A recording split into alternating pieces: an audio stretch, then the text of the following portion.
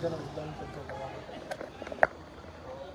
Smart meter લાવ્યા smart meter કોણ કેવા સ્માર્ટ મીટર તમે જોયું હશે અગાઉ પણ આની પર મેં ચર્ચા કરી હતી અને લોકોમાં હાહાકાર છે આવા અને મેં ત્યારે પણ કહ્યું હતું કે આ સ્માર્ટ મીટરો લાયા સ્માર્ટ મીટર આ સરકારે શું કહ્યું હતું લોકોને સ્માર્ટ સિટી આપીશું શું કહ્યું સ્માર્ટ સિટી બ્રિજ પડી જાય એવું સ્માર્ટ સિટી ગમે ત્યાં ગટરના ખાડા પડી જાય એવું સ્માર્ટ સિટી ટ્રાફિક અને બીજી સમસ્યાઓ પર છે સ્માર્ટ સિટી ઝાડો કાપી નાખવાના અને બ્યુટિફિકેશનના નામે કરોડો રૂપિયા એમના મળતિયાઓને ખાવા માટે મૂકી દેવાના એવું સ્માર્ટ સિટી હવે તો આપી ના શક્યા બેફામ દારૂ ડ્રગ્સ ગાંજાના વેપારો થાય ચૂંટણી હોય ત્યાં પ્રચારમાં જઈને કહે કે એકવાર ભારતીય જનતા પાર્ટીની સરકાર બનાવો 2 દિવસમાં હું નશા મુક્ત કરી દઈશ ગુજરાતમાં 30 વર્ષથી ચકમરાવો છો ભાઈ ત્યાં કરતો ને એટલે હું કામ નથી કરતો બીજી બાજુ કોર્પોરેટ સેક્ટર સાથે મળે અને આ સ્માર્ટ મીટર શું જરૂર હતી સ્માર્ટ મીટરની સ્માર્ટ મીટરમાં એવી તો શું સુવિધા મળે છે ચાર્જ ઓછો લાગે છે બિલ ઓછું આવશે છે શું સ્માર્ટ પાછું મહિને બિલ એટલે જે ચાર્જ 2 મહિને લાગતો હતો એ હવે મહિને વસૂલાશે તમારી પાસેથી ડબલ પૈસા લેવામાં આવશે હવે શહેરોમાં તો આ શરૂ કર્યું શહેરોમાં વિરોધ થયો હવે ગામડાઓમાં ગયા લોકોને જબરદસ્તી અંધારામાં મીટર કાઢીને લગાવી દે છે લોકો ઘરે ના હોય ત્યારે મીટર લગાવીને કાઢી એવું કારણ શું અને 2 મોડાની વાત હું ઘણા સમયથી લડું છું એની આરટીઆઈ પણ કરી બરોડા એની હેડ ઓફિસે મને બોલાવવામાં આવ્યો ત્યાં આગળ પણ હું ગયો ત્યાંના અધિકારી તો સ્પષ્ટ કહે છે કે ના સ્માર્ટ મીટર તો કમ્પલસરી છે સરકારના પેદાઓ કહે છે કે ના એવું નથી કમ્પલસરી તમારી ઈચ્છા હોય તો લગાવો 2 મોડાની વાતથી લોકોને લૂંટવામાં આવે અને આ બહુ જ કોર્પોરેટ સેક્ટરના મળતિયાઓ સાથે તમે પૂછજો વીજ કંપનીમાં જઈને તમારું બિલ આવે છે ઓફિસમાં જઈને પૂછજો તેમ કહે છે સ્માર્ટ મીટર અમારામાં નથી આવતું એ તો અલગ એજન્સી છે તો ગ્રાહકે કઈ જવાનું કઈ એજન્સી શોધવાની કઈ ઓફિસે શોધવાની લખ્યું છે કોઈ જગ્યાએ અને તમે નવું ઘર બનાવો તમારું મીટર બગડી ગયું હોય ઓપ્શન નહીં સ્માર્ટ મીટર લગાવવાનું અને ઘણી જગ્યાએ તો ઘર બંધ છે એવું જોઈને ઉખાડીને સ્માર્ટ મીટર લગાડી દેવાનું શું લોજિક એટલે શું ચાલી શું રહ્યું છે કે કોઈ પણ હદે જઈને કોઈ પણ પ્રકારે માત્ર સ્માર્ટ મીટર લગાવવાના છે હા હિન્દુ રાષ્ટ્ર બનાવવાનું છે પણ સ્માર્ટ મીટર પર હિન્દુના ઘરે જ લગાવવાનું હિન્દુ રાષ્ટ્ર બનાવવાનું છે પણ ગેસના બોટલના 1200 રૂપિયા હિન્દુ જોડે જ લેવાના હિન્દુ રાષ્ટ્ર બનાવવાનું છે પણ 100 રૂપિયા પેટ્રોલના હિન્દુ જોડે જ લેવાના હિન્દુ રાષ્ટ્ર બનાવવાનું છે પણ સ્કૂલ કોલેજોની 3 ગણી ફી સેલ્ફ ફાઇનાન્સ કોલેજો સ્કૂલો કરી હિન્દુઓને લૂંટવાનું હિન્દુ રાષ્ટ્ર બનાવવાનું છે પણ સાચા નોલેજેબલ ભણેલા હિન્દુઓને નોકરી નહીં આપવાની એમના મળતિયાઓ ઘોર ખોદનારા ડુપ્લિકેટિયાઓ બોગસિયાઓને નોકરી આપવાની હિન્દુ રાષ્ટ્ર બનાવવાનું પણ રસ ગાંજો એમના વાળા જ વેચે હિન્દુ રાષ્ટ્ર બનાવવાનું છે પણ દરેક જગ્યાએ દારૂ અને જુગારના અડ્ડા બેફામ ચાલે હિન્દુ રાષ્ટ્ર બનાવવાનું છે પરંતુ હિન્દુઓ માટે કશું જ નહીં આ કેવું રાષ્ટ્ર બનાવવાનું છે એટલે લોકોને ગુમરાહ કરીને કોર્પોરેટ સેક્ટરના મળતિયાઓને બધો જ ફાયદો પહોંચાડવાનો આ ધંધો છે તપેશભાઈ આપને અટકાવીને એવો સવાલ કરું છું કે જે આ સ્માર્ટ મીટરની વાત છે મને એવો વ્યક્તિગત સવાલ થાય છે કે આ કદાચ જે સ્માર્ટ મીટર બનાવનારી ફેક્ટરી કંપની હશે સ્માર્ટ મીટરમાં લાગતા મશીનોની જે કદાચ કંપની હશે સ્માર્ટ મીટરો લગાવવા માટેની એજન્સીઓ હશે બની શકે કે આ ભારતીય જનતા પાર્ટી પ્રેરિત સત્તા પાર્ટી પ્રેરિત અથવા તો તેમના જ કોઈક લોકો હોઈ શકે અને એમના લોકોને કોન્ટ્રાક્ટ આપવા અથવા તો તેમના લોકોને આગળ લઈ જવા તેઓ પોતે આ કામ કરવા માટે આ વસ્તુને વધારે ભાર આપતા હોય કારણ કે લોકોનો તો વિરોધ સ્માર્ટ મીટર પ્રત્યે છે જ કારણ કે જે લોકોને 2 મહિને બિલ આવતા હતા હવે બિલ પહેલા ભરવાના છે વીજળી પછી વાપરવાની છે ને તેમાં પણ કેટલાક લોકોના આક્ષેપો છે ને આપણે જોયું છે કે જેનું 700 રૂપિયા બિલ આવતું હતું એનું 7000 સુધી પહોંચી ગયું છે એટલે આ શું હોઈ શકે કોને ફાયદો આ થોડુંક હું બહુ જ બારીકતાથી આપની બીએન ન્યૂઝમાં જોતા દર્શકોને કહું છું અને હિન્દુ સંસ્કૃતિ છે સનાતન ધર્મ છે પરંતુ ઘણા લોકોને હિન્દુ બનવાનું જે ભૂત ચડ્યું છે એમને મારે અમુક સવાલ સૌથી પહેલા તો ગૂગલ પર જઈને સ્માર્ટ મીટર બનાવનારી કંપનીઓના નામ સર્ચ કરો નંબર 1 નંબર 2 કોર્પોરેશનમાં રહેતા હો કોર્પોરેશનમાં નગરપાલિકામાં રહેતા હો નગરપાલિકા તાલુકા જિલ્લા પંચાયતના વિસ્તારમાં રહેતા એ લોકોને કહું છું કોર્પોરેશનમાં બ્યુટિફિકેશનના કામ જેટલા જણને આપવામાં આવે છે એ કોન્ટ્રાક્ટરોનું નામ કોણે આપવામાં આવ્યું કેટલું કમિશન ને મટીરીયલ શું વાપરવામાં આવ્યું એ નંબર 2 ગટરના ભૂખણાથી લગાવીને ઢાંકણા સુધીના કોન્ટ્રાક્ટરોની વિગતો નંબર 3 કચરાનો જે કોન્ટ્રાક્ટ આપવામાં આવ્યો કરોડો રૂપિયાનો કોર્પોરેશનમાં એની વિગત માંગો. એ જ રીતે નગરપાલિકામાં, એ જ રીતે તાલુકા જિલ્લા પંચાયતમાં. આ જે કરપ્શન છે, તમે કીધું સ્માર્ટ મીટર, હું તમને એક વાત કહું, તમારી ઘરે સોલર લગાવે છે, તમને બધા જ એમ કહો છો સરકાર સબસિડી આપે, સરકાર સબસિડી આપે, 40% એવું બધું ને, બધા ખુશ થઈ જાય. આપણા બધા જે હિન્દુ બનવા બેઠેલા લોકો પણ ખુશ થઈ જાય. હવે એમને એવું કહો, તમારી અગાસી સરસ, એને તમે પેક કરી દો, પછી એ વીજળી સૂર્ય ભગવાન, આપણા દેવ હિન્દુઓના જેમના પ્રકાશથી તમારા ધાબા પર જે વીજળી આવતી હતી એ વીજળી સોલર પર પડે, એનાથી વીજળી ઉત્પન્ન થાય. ચોક્કસ. પહેલા 3.5 રૂપિયા તમને યુનિટી આપતા હતા, અત્યારે 2.25 કરી દીધું. સર્ચ કરી લેજો ભાઈ તમે લોકો. અત્યારે કેટલા આપે છે આપણાને? એક યુનિટના જીબી કેટલા આપે છે? 2.25. પહેલા 3.5 આપતા હતા. એ વીજળી એમને લીધી, એ તમને 2.5 રૂપિયા આપ્યા, અને તમને પાછી વેચે છે કેટલામાં? 5 થી 6 રૂપિયા લગભગ. તમે ગણો, 5 થી 6 તો નસીબદાર છો. 9, 10 રૂપિયે. હવે એ હા તમે ચેક કરો. એટલે 2.5 રૂપિયા લઈને 9 રૂપિયા વેચવાનો હા, ચાલી રહ્યો છે. એ તો તમને જ આપે છે. અચ્છા, હવે સ્માર્ટ મીટર આયા પછી જેટલા જણે સોલર લગાવ્યા છે ને એમના તમારા બિલ ચેક કરો. જે સોલરમાં પૈસા બચતા હતા એ પણ જતા રહ્યા. સોલર કોણા એ પણ ચેક કરી લો. એટલે સબસિડીની લાલચે તમે સોલરો લગાવી દીધા. પહેલા સોલર લગાવ્યા એટલે તમને 15-20 હજાર તમારા જમા થતા શિયાળામાં, પછી ચોમાસામાં, ઉનાળામાં વાપરો એટલે 0 બિલ થઈ જાય અને તમે ખુશ થઈ જતા હતા. જી. પણ 3.5ના 2.25 ક્યારે થઈ ગયા તમને ખબર ના પડી, અને 6 ને 5 રૂપિયાનું યુનિટ 9 ક્યારે થઈ ગયો તમને ના ખબર પડી. કેમ? કારણ કે આપણે તો હિન્દુ મુસ્લિમમાં પડી રહ્યા. ઓરિજિનલ જે આ હિન્દુની ગેમ છે ને કેવી છે ખબર છે?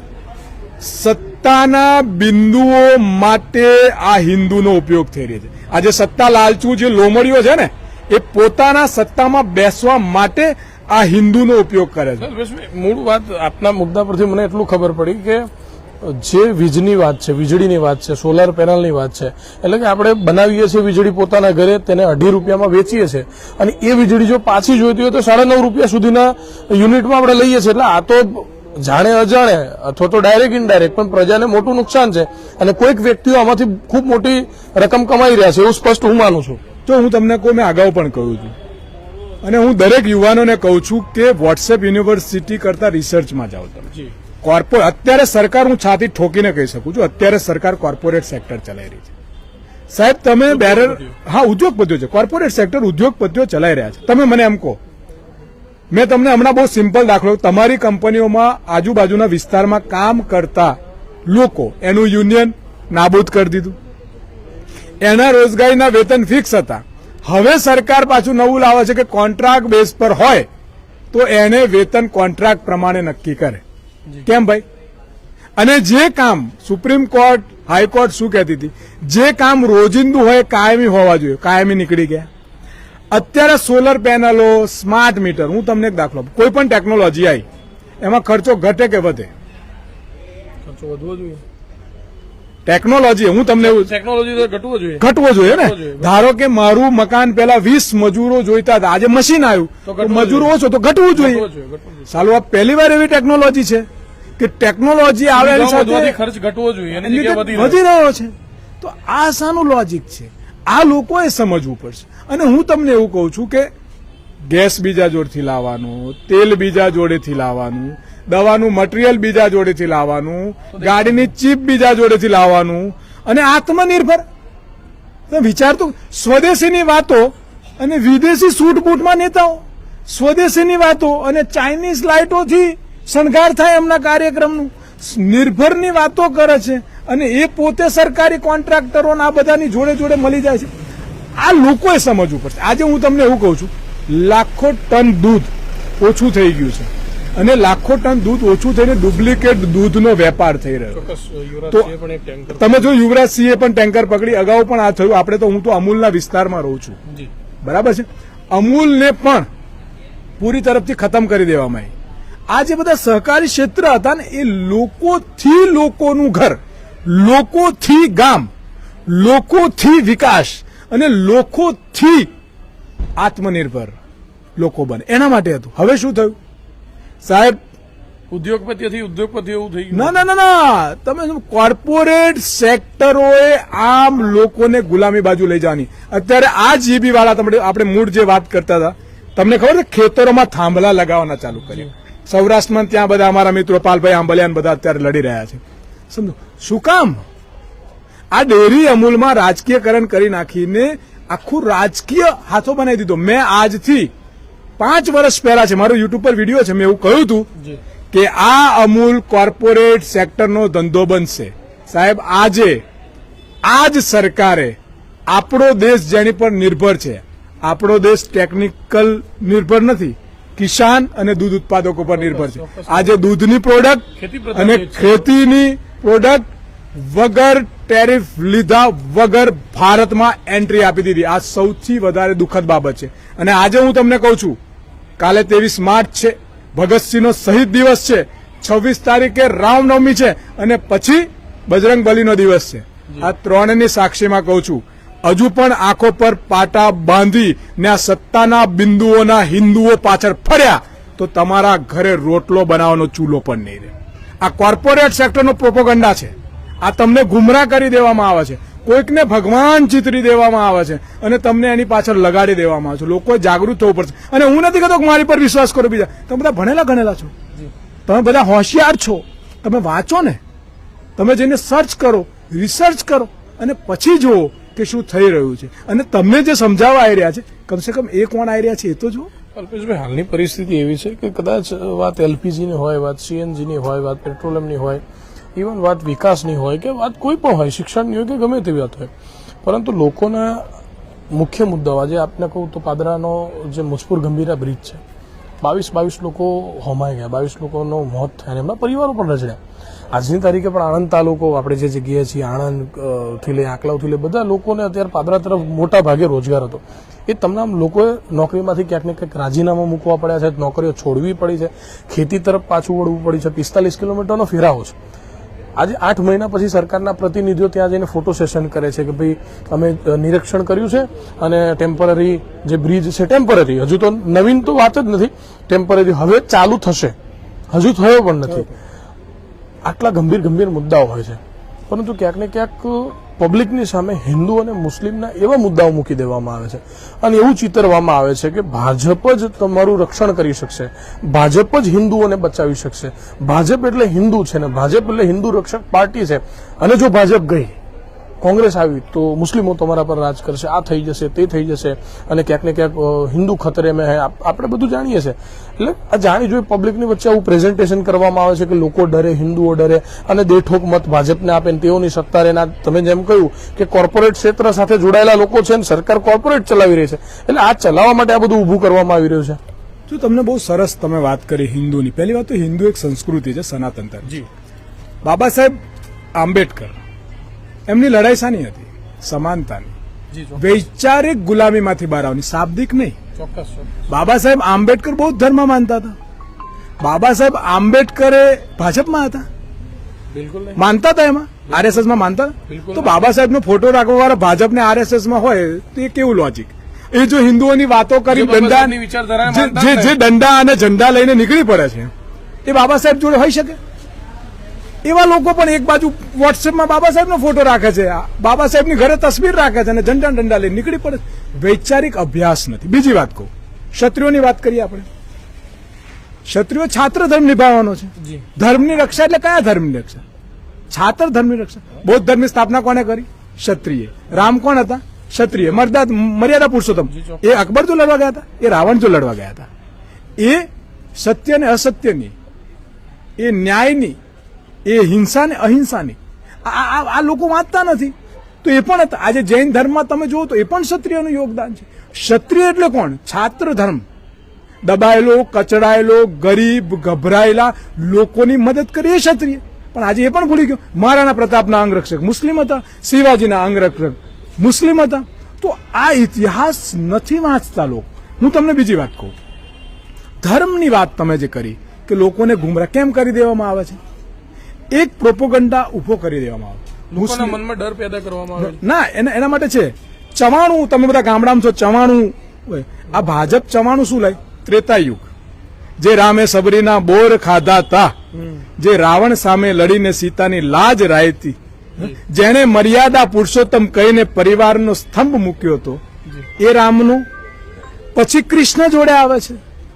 બરાબર, જેને પ્રેમની પ્રગતિ રસખાનને જે મળ્યા હતા, જે કૃષ્ણની મૂરની ધાલે જેને વિશ્વને પ્રેમ શીખાયો હતો, એ કૃષ્ણને લઈ આવે. પછી શું લઈ આવે? તો રાજા યુગ, પછી મુગલ યુગ, પછી અંગ્રેજ યુગ. એનું ચવાણું બનાવે. એ ચવાણું ભૂસું બનાવે અને ભૂસું લોકોને ખવડાવી દે. અને આ યુવાનો ભૂસામાં ગુમરાહ થઈ જાય છે. હિન્દુ ધર્મનો રંગ લાલ છે, કેસરી બલિદાનનો રંગ છે. કેસરી બલિદાનનો રંગ છે. આ બીએન ન્યૂઝના યુવાનોને કહું છું, શેર કરજો. જે ક્ષત્રિયો છે એમને સમજવું પડશે. કેસરીઓ કરવો એ ધાર્મિક રંગ નથી, એ બલિદાનિક રંગ છે. એને આ લોકો ધાર્મિક એ ક્યાંથી લાયા? આરએસએસ વાળાએ ચોરી કર્યો. કોનો કર્યો? શિવાજીનો ફ્લેગ. અને હું ખોટું બોલતો હોઉં તો તમે શિવાજીના ફ્લેગનું રિસર્ચ કરજો અને મહારાણા પ્રતાપના ફ્લેગનું રિસર્ચ કરજો. હવે વાત રહી તિરંગાની. અશોક ચક્ર કોનું છે? ચલો મને કહો. અશોક ચક્ર જે છે, જે અશોક છે, એ કોણ? ક્ષત્રિય ને? એમાં જે કેસરી રંગ મૂકવામાં આવે છે, બલિદાનનો ક્ષત્રિયોનો રંગ નહીં. એમાં સફેદ રંગ છે, શાંતિનો, ક્ષત્રિયોનો નથી, શિવનો રંગ છે.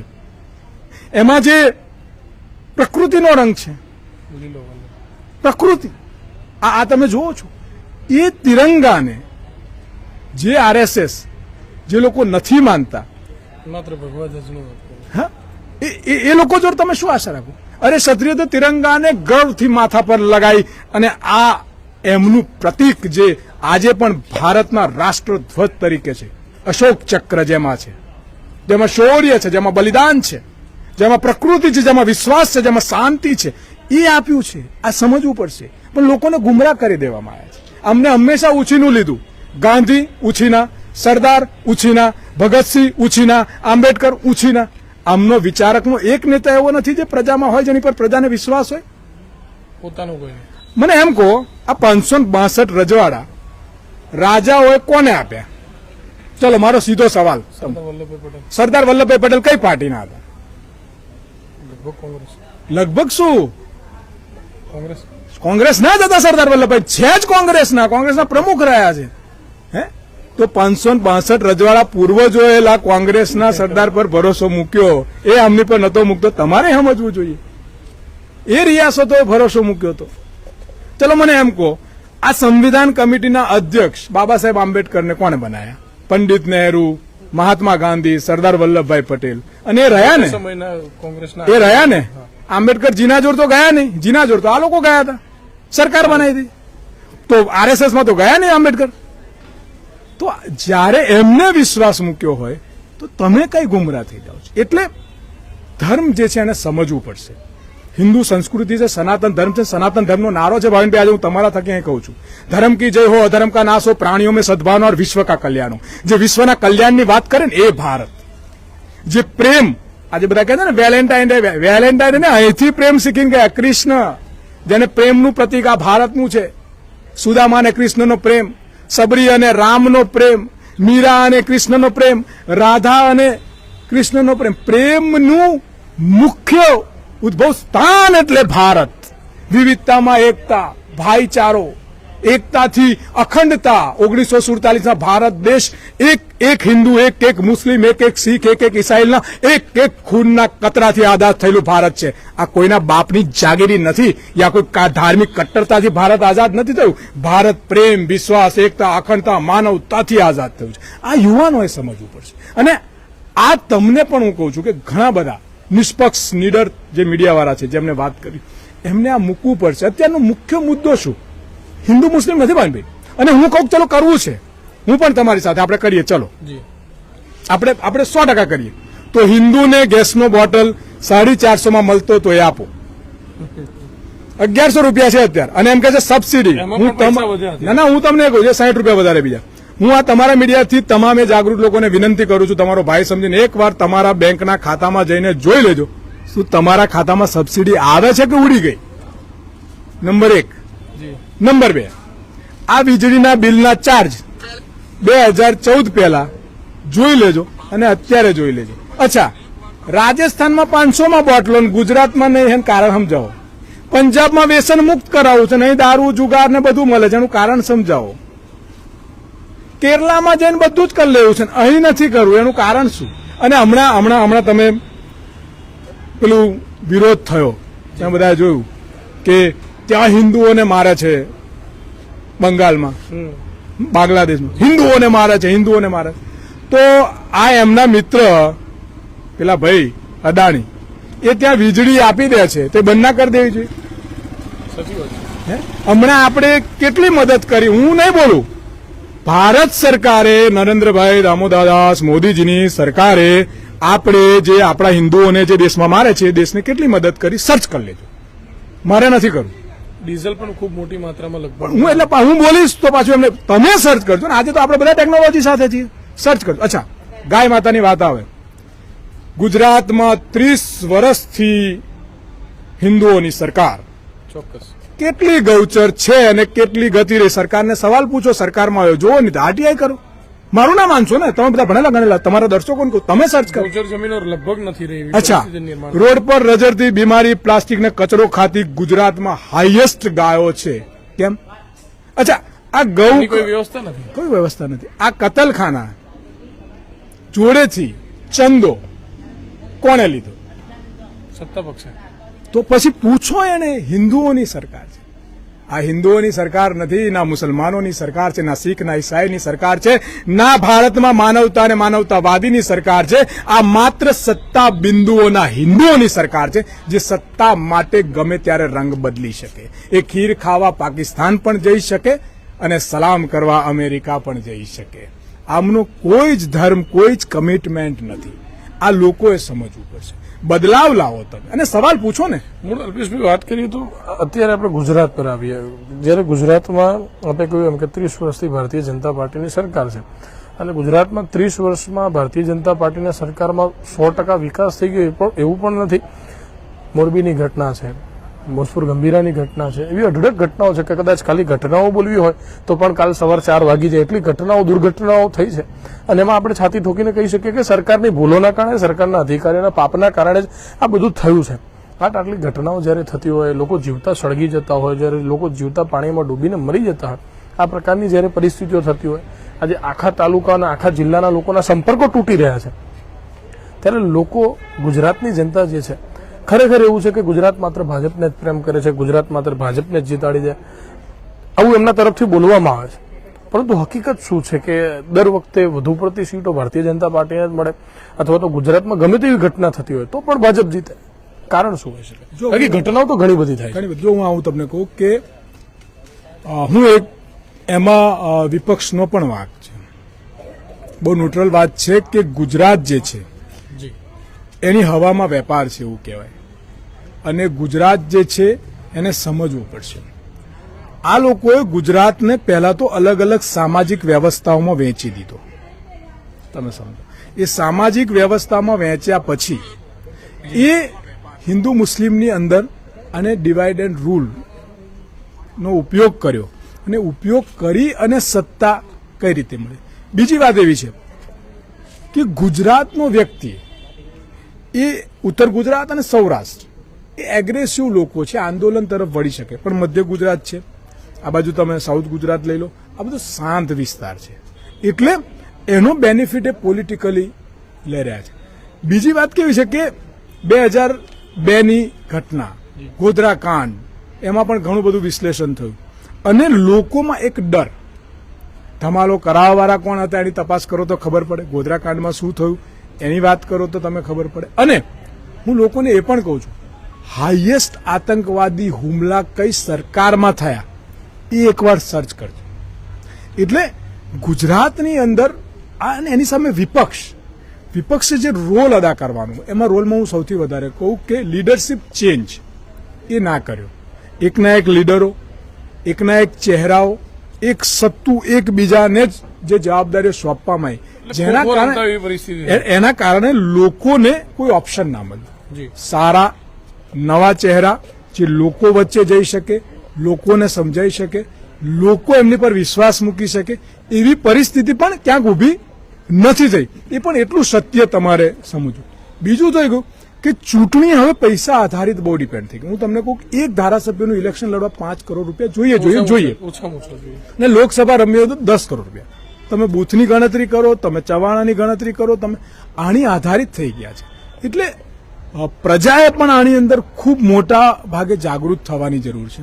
કારણ કે હું એવું માનું છું કે કોઈ પણ મોટો ચેન્જ લાવવો હોય તો હંમેશા સરકારોમાં ડર હોવો જોઈએ. કોઈ પણ સરકારને પ્રજાનો ડર ના હોય ત્યારે તાનાશાહ થઈ જાય છે. આજે ભારતીય જનતા પાર્ટીને પ્રજાનો ડર જરા પણ બિલકુલ નથી, જરા પણ અને એટલા માટે નથી, સરકાર જાણે છે કે લોકો ભૂલી જશે. અને હું એટલા માટે ઘણીવાર મારી પોસ્ટમાં કહું છું, ગજની પ્રજા જાગો. તમે સવાલ કેમ નથી પૂછતા? તમારે ત્યાં કોઈ ઉમેદવાર નગરપાલિકા, કોર્પોરેશન, જિલ્લા પંચાયત, તાલુકા પંચાયત લડવા આવ્યો છે, એને પૂછો તો ખરા કે તારું મિશન શું છે, તારું વિઝન શું છે? આવો કાકા, આવો દાદા, રમી લીધું, હિન્દુ છે, પાલાણું છે, આ છે, એટલે શું થાય? અને વાત રહી બચવા ના બચવાની, તો મુગલોના રાજમાં પણ આજ ભારત ભૂમિ આટલી જ સક્ષમ ને આટલી જ પ્રેમાળ રહી છે, અને અંગ્રેજોના શાસનમાં પણ આ જ રહી છે. એટલે આમાં ક્યારે કોઈક મારી નાખશે, કાપી નાખશે, લૂંટી નાખશે, ફોડી નાખશે એવું નહીં હોય. કારણ કે दर्द तेरे सीने में भी है, दर्द मेरे सीने में भी है. खुशबू तेरे घर से भी आती है, खुशबू मेरे घर से भी आती. क्या करे, गंदे नाले तेरे घर से भी निकलते हैं और गंदे नाले मेरे घर से भी निकलते हैं. सोचना है कि कौन किसके नाले की बात करे. अगर उसे भूल जाए तो तेरी तहजीब भी मेरी थी और मेरी तहजीब भी तेरी थी. એટલે આ ભારતની ખરી આત્માને આપણે બધાએ સમજવું પડશે અને બદલાવ લાવવો પડશે. હું કહું બદલાવ હોવો જ જોઈએ. બદલાવ આવશે તો જ કંઈક ને કંઈક પ્રજાના ડરથી કામ થશે. બાકી સ્માર્ટ સીટરો, સ્માર્ટ મીટરો, બોટલો 1200 રૂપિયાનો, પેટ્રોલ 100 રૂપિયાનું, બધી મોંઘવારીઓ વધતી રહેશે, રોજગારી જતી રહેશે, કોન્ટ્રાક્ટ સિસ્ટમ આવતા રહેશે, તમે ફરી ગુલામ બનતા રહેશો. આજે તો તરા પણ છે, પણ આ જ કોર્પોરેટ સેક્ટરે જે ગોડાઉન બનાયા છે એમાં ચોખા, ઘઉં, દાળ, મગ ભરી દીધા તો ભાવ એમનો હશે અને તેલ તમારું નીકળશે, એ ફાઇનલ. સ્ટોક કરી લેશે તો ચોક્કસ ભાવ. હા, બન્યા છે સાહેબ. આજે આ પરિસ્થિતિ છે. તમે યાદ રાખજો, મારો જૂનો વિડીયો યુટ્યુબ પર અમૂલ પર છે, તમે સાંભળજો. મેં એમાં કહ્યું છે કે આ વિદેશી 20 રૂપિયા દૂધ મળશે ત્યારે મારો 65 રૂપિયાનો પશુપાલક ક્યાં જશે? સાહેબ, આ દૂધની પ્રોડક્ટ અને જે આ કિસાનોની વસ્તુઓ જ્યારે વિદેશી કંપનીઓ સસ્તા ભાવમાં નાખશે એટલે આપણું ખેડૂત દૂધ ઉત્પાદકો ખતમ થઈ જશે. આ બહુ વિચારવા જેવી છે. જે ભારતનું જે મૂળ એનો પાયો છે, અને આ સમજવું પડશે. હું હંમેશા કહું છું કે હું તમને એક દાખલો આપું કે આજે હું અહીંયા ઉભો છું આપની વચ્ચે અને મેં જે વાત કરી કે આવું ના થવું જોઈએ, અને એ જયારે હું બીજા રાજ્યોમાં જઈને એવું કહું આવું થવું જોઈએ, તો આ રાજ્ય વાળાએ મને સવાલ ના પૂછવો જોઈએ? ચોક્કસ પૂછવો જોઈએ. હું પંજાબમાં કહીને ગઈ કે 2 દિવસમાં હું વ્યસન મુક્ત બનાવી દઈશ, તો ગુજરાત ના બનવું જોઈએ? હું એવું કહું રાજસ્થાનમાં 500 રૂપિયામાં બોટલ આપીશ જો અમારી સરકાર આવશે. 30 વર્ષથી છે ભાઈ, તો 200 માં જ આપવો પડે. હું એમ કહું એ તો સારી પોસ્ટિંગના પણ લાખો કરોડો ચૂકવવા પડતા હોય છે, પછી જ પોસ્ટિંગ મળે છે. આમ આદમી પાર્ટીના ગોપાલ ઇટાલિયા છે, એ ગોપાલ ઇટાલિયાએ લગભગ ગઈકાલે પરમ દિવસે જાહેરમાં એવું કીધું છે, અને એને મીડિયાને તો એવું પણ કીધું કે તમારાથી નહીં બોલાય. પરંતુ ગોપાલભાઈ એવું બોલ્યા હતા કે કોઈ સારી જગ્યાએ પોસ્ટિંગ જોઈતું હોય તો 2 કરોડ આપવાના, 50 લાખ આપવાના, પછી જેને 50 લાખ આપ્યા હોય એ 50 લાખના 5 કરોડ કરવાનો જ છે. એટલે જો પોસ્ટિંગમાં પણ આ બધી વસ્તુઓ ચાલતી હોય તેમાં એવું સ્પષ્ટ બોલે છે ગોપાલભાઈ ઇટાલિયા કે જે જગ્યાએ દારૂને ઘુસાડવાનો છે એ જગ્યાના ભાવ વધારો છે, જે જગ્યાએથી દારૂ આવી રહ્યો છે એ જગ્યાના ભાવ ડબલ છે. જેવી રીતે કે કરજણ સાઈડના પોલીસ સ્ટેશન હોય તો ત્યાંનું કંઈક અલગ રહેતું હોય છે. બધા જાણે છે, સોશિયલ મીડિયામાં આવી રીતે બોલે છે, અને એક જવાબદાર વ્યક્તિઓ પણ આ પ્રકારના, પ્રતિનિધિઓ પણ આ પ્રકારના નિવેદનો આપે છે. તો સરકાર જાણતી નથી કે સરકારને ખબર નથી એવું તો શક્ય નથી. કારણ કે મુખ્યમંત્રી શ્રીના વિસ્તારમાં પણ જ્યારે એક પત્રકારે દારૂનું જે પણ ખુલ્લેઆમ બતાવ્યું ત્યારે પત્રકાર પર ફરિયાદો થઈ. એટલે ક્યાંક ને ક્યાંક સરકાર તો બધું જાણે છે ને જાણી જોઈને કરાવે છે, અને બીજા બંધ કરવાની વાતો કરી એવું લગભગ લાગે છે. આ બધા કરવાવાળા સરકારના જ માણસો એવું સ્પષ્ટ નથી દેખાતું. કરોડો રૂપિયાનું ડ્રગ્સ પકડાય છે, પણ કોનું હતું શું હતું અત્યારે બહાર આવ્યું? એ પોટ જે પકડાય છે એમના ભાઈબંધ પર, એને પણ પૂછ્યું કેટલા તાર પોટ પર કેમનું આવે? કોઈ પણ સામાન જયારે આવ્યો, દંડો મારનારાનો વળગડો નીકળે છે કે જેને કદાચ આજે હું દંડો મારું તમને અને હું કદાચ રીલ બનાવી દઉં, અહીં આગળ ચપ્પુ રાખી દઉં, તો મારો વરઘોડો કાલે નીકળવાનો નક્કી છે કે ભાવિન પાટણનો ચપ્પુ બતાવ્યું, દંડો મારી લીધો. પરંતુ હું કદાચ જે તે વ્યક્તિઓ સાથે કોલોબરેટ કરીને 1000 પેટી દારૂ લાવી દઉં અને કદાચ બાય મિસ્ટેક પકડાઈ જાય તો એમાં હું જેની સાથે સંપર્કમાં છું તો મારું કશું ના થાય. 1000 પેટી દારૂ વાળાને કશું ન થાય, અને દંડો બતાવનાર, ચપ્પુ બતાવનાર, અને તે બી કદાચ રીલ્સ બનાવનાર, એનો વરઘોડો નીકળે. એટલે કઈ જગ્યાએ ચાલી? મેં તમને એવું જ કહ્યું કે એક સમયમાં તમે જે સિંગમ સાંભળતા હતા ને અત્યારે ચિંગમ થઈ ગઈ છે. હમણાં તો પોલીસ પર પણ હુમલો થયો, તમે જોયું. સરકારની ચિંગમ. હા, સરકારની નહીં, સરકારની ચિંગમ બને તો સારું, પણ કોઈ પાર્ટીની ચિંગમ બની ગઈ છે, જી, જેના માથા પર, હું આ બહુ જવાબદારીથી કહું છું સાહેબ, આ માથા પર સિંહ જેને પહેરવાનો અધિકાર આપ્યો છે ને સંવિધાન, સિંહ જી, સાહેબ તમે સમજજો, આ દેશનું એ પ્રતીક છે, એને ગમે તે ના પહેરી શકે. એ પણ એક નથી. હે, એક નથી. એના ખભા પર, એના માથા પર, એના બેલ્ટમાં. સાહેબ આજે જયારે કોઈ પાર્ટીનો પટ્ટો પહેરી અને ચિંગમ બની જાય, એનાથી વધારે શું ખરાબ? ને એમાં પણ હું અધિકારીઓને એટલા માટે બદલી થઈ જાય, વધારે બોલે તો સસ્પેન્ડ કરે, એનાથી વધારે ખૂણામાં બેસાડ દે. એટલે આજે પોલીસ પ્રજા માટે નહીં પણ પોલિટિશિયનોનો હાથો બની ગઈ છે. કાયદો એ પોલિટિશિયનોનો હાથો બની ગઈ છે, અને એ આ લોકો બહુ સારી રીતે આવડે છે કઈ રીતે એને ગુમરાહ કરો. હું તમને કહું, પોલીસ વાળાએ ના પાડી હું દારૂ નહીં ચાલવા દઉં, એ પોલીસ વાળો 24 કલાક નહીં રહેશે, બદલી થઈ જાય. આજે કાયદાના રક્ષકોના હાથમાં જ હથકડી છે, મોઢા પર પટ્ટી છે. તમે કહો છો ને દંડો, આ ગુનેગારોને દંડો કેમ નથી મારી શકતી પોલીસ? ખબર, એ રાહ જોવે અડધો કલાક કે આ કોનો માણસ છે, કોનો ફોન આવે છે, દંડો માર દે, અને પેલો કહી દે કે મને દંડો માર્યો, કાલ ગયો સાહેબ. લોચો પડે. પોલીસે જેની પર હુમલો કર્યો, આટલું બધું મીડિયામાં ચાલ્યું, સમજો, પછી બીજે દિવસે પોલીસ કે મારનારા કોણ છે? સરકારના એટલે આમના પાર્ટીના તો માણસો નહીં ને, કાલે સારું અમારું કતંતર કાઢી નાખશે, પછી બીજે દિવસે. પણ હું તમને કહું છું કે પોલીસનો એક ડર હોવો જોઈએ, પ્રજાને એક વિશ્વાસ હોવો જોઈએ કે મારી જો કોઈ નામ નહીં લેશે કે પોલીસ બેઠી છે, ગુનેગારોમાં ફફડાટ હોવો જોઈએ. હું તમને કહું, મહારાષ્ટ્રની પોલીસ એકવાર આમ નામ લે તો લોકો ફફડતા હતા, એવું હોવું જોઈએ. પણ આજે પોલીસ એ શાના માટે છે? બંદોબસ્ત માટે.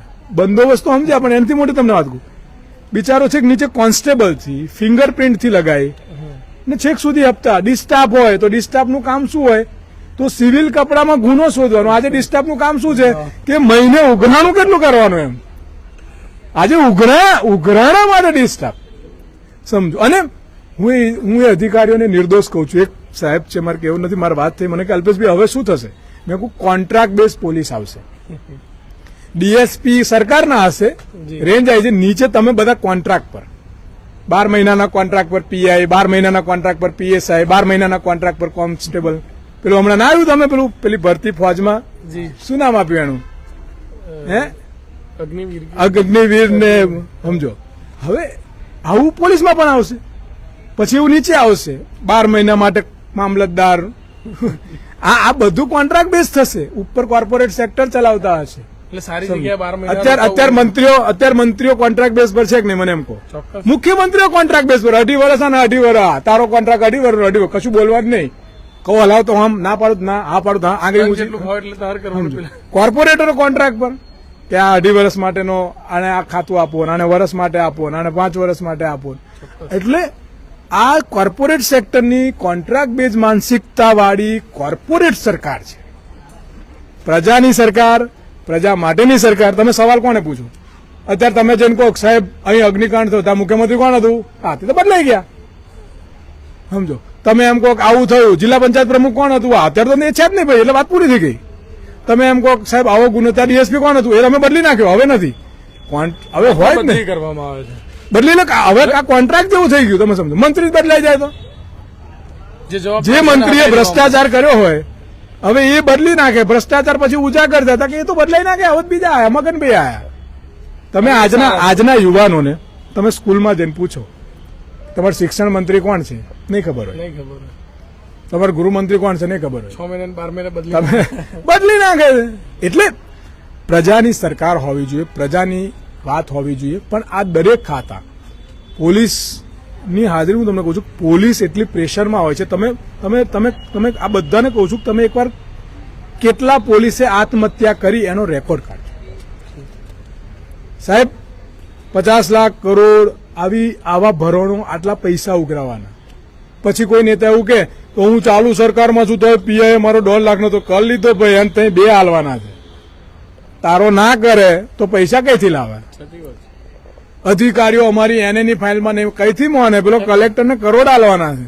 મારો અધિકારી ન થાય. વડોદરા અમે જિલ્લાના તો- 5 ધારાસભ્યો ગયા હતા સીએમ જોડે. હા હા તમે અત્યારે આ તમે આખું કચરો હોય ને કચરો વાળવાળા અલ્પેશભાઈ વડોદરાના 5 ધારાસભ્યો ગયા કે ભાઈ અમારા કામો કલેક્ટર નથી સાંભળતા અને 24 કલાક પછી એવું નિવેદન આપણે સાંભળે છે એટલે અમે સમજવું છું 24 કલાક પહેલા નતા સાંભળતા અને 24 કલાકમાં સાંભળતા થઈએ એટલે કદાચ કાનમાં હેન્ડ્સફ્રી એટલે એકચ્યુઅલી મેં તમને ના કીધું કે એમને એવું કહી દીધું સમજો કે જો તમારું કલેક્ટર નથી સાંભળતા હવે અમે પણ સાંભળવાનું બંધ કરી દઈએ એવું ના કરશે તમે સમજો એટલે શું બોલવું પડે પછી ટિકિટો લેવાની છે પાછી. શું બોલે તમને હું એવું કહું કે ભાવિનભાઈ તમે આયા છો બરાબર છે મત પેલા કલેક્ટર નથી સાંભળતા પણ હવે એવું ના થાય કે હું સાંભળવાનું બંધ કરતો તો તમે શું કરો? તમે જ કહી દો ને કે આ બધું સંભળાઈ ગયું ભાઈ બધા મારું સાંભળે છે એવું જ કહો ને તમે. આ પરિસ્થિતિ છે અને આ ધારાસભ્ય હોય કે આ જે પણ છે આજે હું તમને એવું કહું કે લોકોમાંથી આવતા લોકો હોવા જોઈએ એ લોકોમાંથી નહીં આવતા. ગ્રાઉન્ડ ઝીરો પરથી આવો. હું તમને કહું કે આ જેટલી પણ બેંકો હતી સહકાર ક્ષેત્ર આ અમૂલ ડેરી જે પણ છે બરાબર કોઓપરેટિવ જેટલી પણ બેંકો હતી તમે એકવાર લિસ્ટ કાઢજો એ દરેક જમીની લોકોમાંથી આયેલા લોકો પ્રતિનિધિત્વ કરતા છે. આજે પોલિટિકલ પાર્ટીના જેને કશી જ નથી ખબર એને મૂકી દેવાનું એને ઉપરથી આદેશ આવે ને એમાં સહેજ કરવાની. ખાલી ડોકું હલાવનારા લોકો. હું તમને હમણાં જ એક વાત કચરાનું એક ટેન્ડર આવે છે કોર્પોરેશનમાં તમે એકવાર મારી વિનંતી છે કે એ કચરો વાળાને જઈ અને એને એવું પૂછજો કે તને કેટલા પૈસા આપે છે. કચરામાં જેટલો મોટો ભ્રષ્ટાચાર છે બીજા બધામાં તો તમારે કશું પૂછવાનું જ નથી. એટલો મોટો કચરાના કોન્ટ્રાક્ટમાં ભ્રષ્ટાચાર છે. આ સફાઈ કચરાનો કોન્ટ્રાક્ટ કરોડો રૂપિયાનો કોન્ટ્રાક્ટ હોય છે. એકવાર પૂછજો બરોડા સફાઈનો કોન્ટ્રાક્ટ કેટલાનો છે એવું પૂછજો, આણંદ કેટલો છે એવું પૂછજો, અમદાવાદ કેટલો છે એવું પૂછજો અને કોણ એના કોન્ટ્રાક્ટરો છે એ પૂછજો શું વહીવટ થાય છે એ પૂછજો. બ્યુટિફિકેશન છે એનો રેટ નક્કી હોય તમે પૂછજો. તમારે બરોડામાં ખબર નાની નાની લાઇટો લાગે છે એવી આણંદમાં લાગે અમદાવાદ એક જ જણનો કોન્ટ્રાક્ટ છે. પછી ફૂલ લાગ્યા છે આ બધું બ્યુટિફિકેશનના નામે. એ બ્યુટિફિકેશનના નામે બહુ જ મોટા ભ્રષ્ટાચારો થઈ રહ્યા છે. એટલે અને ફરિયાદ કોને કરવી? તમે હમણાં શિક્ષણની વાત કરી બરાબર આ મારો બહુ દિલથી પ્રશ્ન હતો. આરએસએસ એટલે રાષ્ટ્રીય સેવક સંઘ એટલે રાષ્ટ્રની સેવા કરવા વાળો સંઘ એવું થાય ને મતલબ બરાબર. ચલો હું માનું કે ભારતીય જનતા પાર્ટી એમની સરકાર સમજો એ ટીમ આરએસએસ અને બી ટીમ એટલે ભાજપ બરાબર આવી રીતે ચાલે છે. તમે તમારા માણસ મૂકો ના નહીં લાયકાત વાળા ના હોવા જોઈએ. ચોક્કસ. હું તમને એવા ઢગલો પૂરા આપું કે આરએસએસે શિક્ષણમાં વીસી જેવા રજિસ્ટ્રાર જેવા એક્ઝામિનેશન જેવા પ્રોફેસર જેવી જગ્યાએ બોગસિયાઓ કર્યા છે જે શિક્ષણની ઘોર ખોદે. શિક્ષણની ખોદે એટલે વિદ્યાર્થીના વિદ્યાર્થીનું ભવિષ્ય એટલે દેશની ઘોર ખોદે. તેને રાષ્ટ્રની સેવા કહેવાય કે રાષ્ટ્રની ઘોર ખોદ્યું કહેવાય? બરબાદી તરફ લઈ જવાનું છોડી. તો હું એવું કહું છું કે તમે મૂકો. હું પાછું એટલું સ્પષ્ટ કહું છું તમારી સાથે તમારા માણસ મૂકો ને મને વાંધો નહીં પણ લાયકાત વાળા નથી તમારી જોડે. અને જો લાયકાત વાળા ના હોય તો હું સમજી શકું છું કે તમે બધા બોગસિયા જ ભર્યા છો એટલે જ આ દેશમાં આટલી ખરાબ રીતે નફરત ફેલાઈ રહી છે. તમારી જોડે જો સારા માણસ હોય તમે સારા મૂકો ને સારા વીસી મૂકો, સારા રજિસ્ટ્રાર મૂકો, સારા તમે પ્રોફેસર મૂકો. કેમ નથી સારા? એટલે એમની જોડે મૂકવા માટે સારા માણસ નથી. એમાં ભ્રષ્ટાચારી બોગસિયાઓ લાયકાત ના ધરાવતા હોય નોલેજ ના હોય આવા લોકો છે. એટલે અત્યારે તમારા મીડિયાથી મારી ખાલી એટલી જ વેદના છે ગજની પ્રજાને જાગવું પડશે. ભૂલી જતી પ્રજાને જ્યાં સુધી પ્રજા નહીં જાગે ને ત્યાં સુધી કશું જ નહીં થાય. પહેલા મને એકવાર એવો વિચાર આવતો હતો જયારે હું ભગતસિંહની ચોપડીઓ વાંચું ગાંધીની વાંચું છતાં મને એવો વિચાર આવતો હતો કે સાલું આ 200 વર્ષ અંગ્રેજોએ આપણી પર રાજ કર્યું. આપણે આટલા બધા લોકો, આટલા બધા રાજાઓ, આટલી બધી સેનાઓ, આટલું બધું આપણે તો કેટલા રાજાઓ 562 રજવાડા આ તે બધું અને આટલા બધા લોકો આપણે અલગ અલગ ધર્મના રાજાઓ હતા. અંગ્રેજો 200 આપણી પર રાજ કેમનું કરી શકે? ભગતસિંહને ફાંસી આપનાર ઓર્ડર આપનાર એક અને આ ફાંસી આપનાર આપણા લોકો, જલિયાવાલા બાગમાં એક ઓર્ડર આપનારને ગોળી ચલાવનાર આપણા લોકો. આવું કેમ હોઈ શકે? પણ આજે મારી એ શંકા દૂર થઈ ગઈ કારણ કે અંગ્રેજો એ પણ રાજ કર્યું ને એમાં પ્રજાનો વાંક હતો. એ તો ગાંધીએ બહુ સરસ કહ્યું હતું કે મારા ગામડાના છેલ્લી છેવાડાનો વ્યક્તિ જ્યાં સુધી નહીં જાગે ને ત્યાં સુધી નહીં થાય. સોમનાથ મંદિર લૂંટાયું, સોમનાથ મંદિર તૂટ્યું, મને આજે ખબર પડી કે કેમ. કારણ કે સોમનાથ મંદિર તૂટતું હતું ત્યારે માત્ર મંદિરની આજુબાજુના લોકોને જ મંદિરની ચિંતા હતી. ખેતરમાં જે કુવાડો લઈને ઉભો હતો એને મંદિરથી કોઈ લેવા દેવા નહોતા. કારણ કે એ સમાનતા નથી, એ સમાનતા નથી એ મંદિરની ચોખટ પર. જ્યારે ભગવાને સમાન હાથ, સમાન આંખો, સમાન જીભ, સમાન લોહી, સમાન અવાજ, સમાન વાત, સમાન રોટી આપી છે, છતાં પણ નીચે આવીને એ સમાનતા નથી, એટલે મંદિર ના બચાવી શક્યા. અને આજે ફરી આ વેદના કહું છું કે આ ભારતને, આ ગુજરાતને બચાવવું હશે તો એક બે ભગતસિંહ, એક બે સરદાર પટેલ, એક બે ગાંધી, એક બે આંબેડકરથી નહીં બચે. આ ગજની પ્રજાએ જાગવું પડશે. સવાલ તમે કરો, આ મારો સવાલ નથી. મીટર તો તમારા ઘરે છે, ગેસ તો તમારા ઘરે છે, ફી તો તમારે ભરવાની છે, મોંઘવારી તો તમને નડે છે, પેટ્રોલ તો તમારે ભરવાનું છે. અને ભૂંડ અને અંધભુક્તોના ડાયલોગમાં ના આવશો. કોર્પોરેટ સેક્ટર સાથે મહિનાના લાખો કમાવાવાળાને 200 નું પેટ્રોલ પોસાશે, 1200 નો બાટલો પોસાશે, કારણ કે એ તો પાર્ટી 2,000, 5,000 ની દરરોજની કરી નાખે. પણ જે કંપનીમાં નોકરી કરો છો, જે તમે હેરાન છો, જે તમે પરેશાન છો, એમનું શું? હું ભાવિનભાઈ આજે એક બહુ સિરિયસ મહિપતસિંહ વૃદ્ધ આશ્રમ ચલાવે છે અને તમે વેદના જોઈ હશે. એનું મેં હમણાં રિસર્ચ કર્યું કે આ પરિસ્થિતિ શું થાય છે. સાહેબ હું તમને કહું ને, બહુ ગંભીરતાથી વિચારજો, એક માણસ કમાવા વાળો જેને મહિને 15,000 રૂપિયા પગાર, હું તો બહુ વધારે બોલું છું, તમારી કંપનીમાં તો 8,000 જ હશે, યા 20,000 પગાર, યા 25,000 પગાર. પત્ની ઘરે સોળે શણગાર માંગે, છોકરો ફી માંગે, મા બાપની સેવા હોય, દવાખાનું દવા માંગે, અને એટલામાં એને જ્યારે સંઘર્ષ કરવાનો હોય ને ત્યારે એક દિવાલ ઊભી થાય છે જેમાં મા બાપ અલગ જાય છે અને છોકરાઓ અલગ જાય છે. ત્યારે વૃદ્ધાશ્રમની જરૂર પડે છે. એ બાળક એના મા બાપનું પૂરું નથી કરી શકતો. સાહેબ આજે 40 અને 35 વર્ષનો યુવાન માથાના વાળ જતા રહે છે, આંખો કાળી થઈ જાય છે. એ કારણ કે દરરોજ સંઘર્ષ કરે છે. એ રાતના સુવા જતા એની પત્ની જોડે સંઘર્ષ કરે છે, સવારે ઉઠીને એના બાળક જોડે સંઘર્ષ કરે છે, સાંજે અને જ્યારે પાછો આવે તો એના મા બાપ જોડે સંઘર્ષ કરે છે, અને ફરી નોકરી જાય યા ધંધો કરતો હોય ને ત્યારે ત્યાં લોકો જોડે સંઘર્ષ કરે છે. આ વેદના સરકારે સમજવાની છે. કરોડપતિની વેદના સરકારે નથી સમજવાની ને ભીખ માંગનારાની સરકારે નથી સમજવાની. પણ કરોડપતિને ભીખની વચ્ચે જે સામાન્ય વ્યક્તિ છે ને, જે દરરોજ 100 વાર મરે છે ને, એને જોવાનું. સાહેબ એને દિવાળી પણ નડે છે ને એને હોળી પણ નડે છે. સાહેબ એને મરતંગ પણ નડે છે ને એને લગ્ન પણ નડે છે. સાહેબ એને બહેનો અને ભાઈઓના વ્યવહાર પણ નડે છે અને સાથે સાથે સમાજના બંધન પણ નડે છે. એને પૂછવાનું છે કે સરકાર મારું શું કરે છે. આ વેદના છે ભાવિનભાઈ. એટલા માટે વૃદ્ધાશ્રમ છે, એટલા માટે અનાથ આશ્રમ છે, એટલા માટે આત્મહત્યા છે, એટલા માટે ડિપ્રેશન છે, એટલા માટે ગુસ્સો છે અને એટલા માટે ગુલામી છે. આના માટે લોકોને જાગૃત કરવું પડશે. આના માટે લોકોએ બહાર આવવું પડશે. ક્યાં જાય? ઘણા લોકો એવું કહે છે આપણે બોલીએ, લોકો શું બોલે ભાવિનભાઈ? શું બોલે? સાંજે ચૂલો માંગે એ બોલે, સવારે દૂધ માંગે એ બોલે, મહિને ફીસ માંગે એ બોલે, બાટલો માંગે એ બોલે, લાઇટ બિલ માંગે એ બોલે, મા બાપની દવાઓ માંગે એ માને, ઓફિસનું કામ બોલે એ માંગે, રોજગારી બેકારી વધી ગઈ એના માટે જુજોમે એ માંગે, કે પછી એના માટે અવાજ ઉઠાવવાનું માંગે? શું માંગે ભાવિનભાઈ? જો 1 મહિનો આંદોલનમાં બેસે ને તો આ બધું જ રખડી જાય. પત્ની જતી રહે એના ઘરે, એટલે બોલે, છોકરો રડી જાય, નોકરી જતી રહે, ચૂલો બંધ થઈ જાય, મા બાપ રજડી જાય, દવાઓ આવે નહીં, એટલે નથી બોલતો. એટલા માટે કોર્પોરેટ સેક્ટરનો બહુ સરસ સ્કીમીઓ છે. ડીજે વગાડો, નાચો ગવડાવો, હિન્દુ મુસ્લિમ કર્યા કરો, તમે મોજ કરો, કોન્ટ્રાક્ટ સિસ્ટમ કરો, દબાયા કરો. એ દબાણમાં રહેશે તો બોલશે નહીં.